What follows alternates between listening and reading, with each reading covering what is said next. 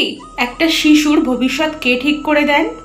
হিন্দু ধর্মের বিশ্বাস অনুযায়ী শিশু জন্মের 6 দিনের রাতে স্বর্গ থেকে এক দেবী নেমে আসেন। তিনি হলেন মা ষষ্ঠী। আর মা ষষ্ঠী সেই 6 রাতেই শিশুর ভাগ্য নির্ধারণ করে যান।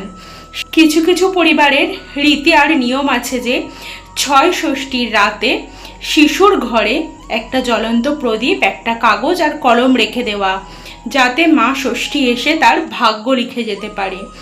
সেই দেবীকে চোখে দেখা যায় না, কিন্তু সবাই অনুভব করতে পারে যে সেই রাতে দেবী নেমে আসেন আর একটা শিশুর ভাগ্য লিখে যান।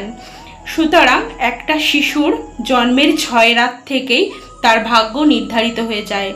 সে কি করবে, তার জীবনের সুখ দুঃখ সাফল্য, তার সংগ্রাম সব কিছুই সেই রাতেই নির্ধারিত হয়ে যায়।